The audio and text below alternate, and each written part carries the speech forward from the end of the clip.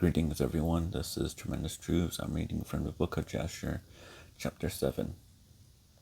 And these are the names of the sons of Noah: Japheth, Ham, and Shem, and children were born to them after the flood, for they had taken wives before the flood.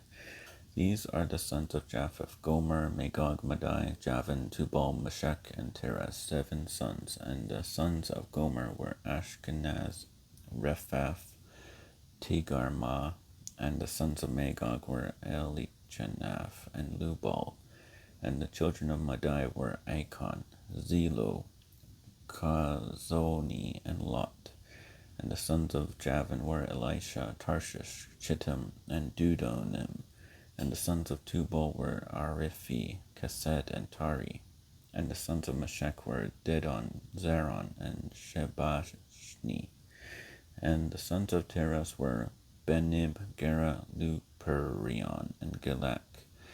These are the sons of Japheth, according to their families, and their numbers in those days were about 460 men. And these are the sons of Ham: Cush, Mitzrayim, Put, and Canaan. 4 sons, and the sons of Cush were Zeba, Havilah, Sapta, Rama, and Satika. And the sons of Rama were Sheba and Didan. And the sons of Mitzrayim were Lud, Anam, and Pathros, Kasloth, and Kaphtor. And the sons of Put were Gabal, Hadan, Benna, and Adan.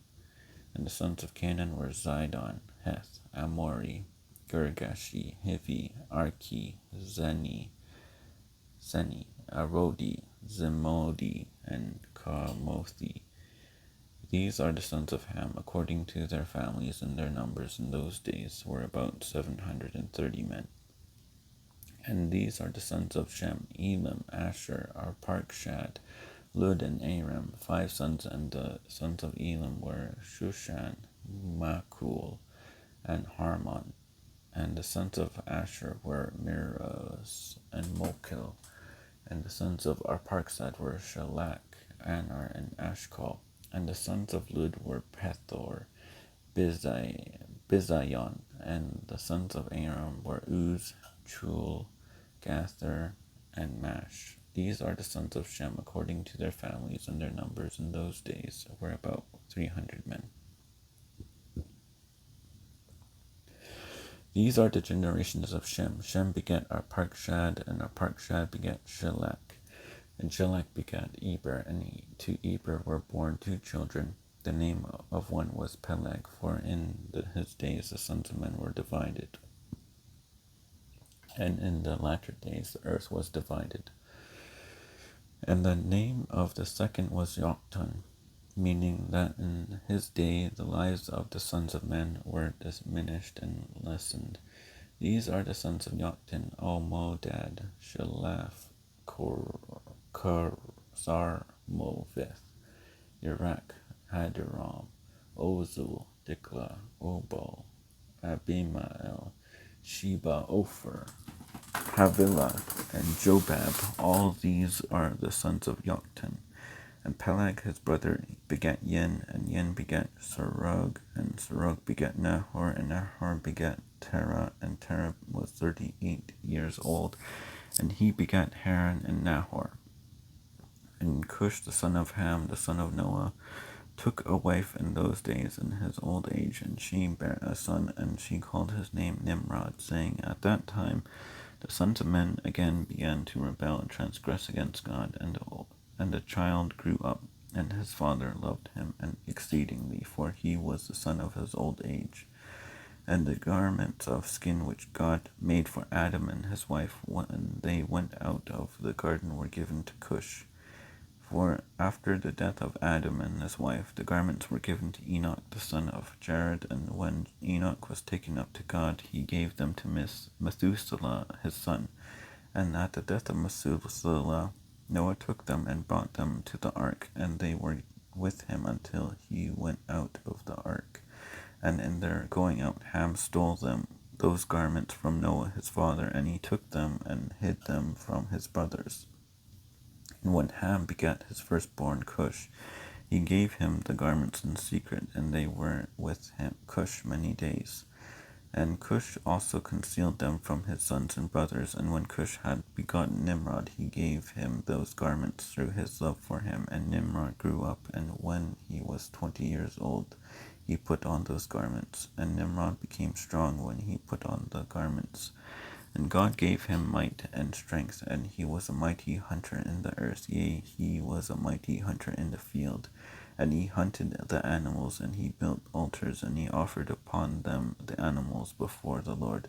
And Nimrod strengthened himself, and he rose up from amongst his brethren, and he fought the battles of his brethren against all their enemies round about. And the Lord delivered all the enemies of his brethren in his hands, and God prospered him from time to time in his battles, and he reigned upon earth.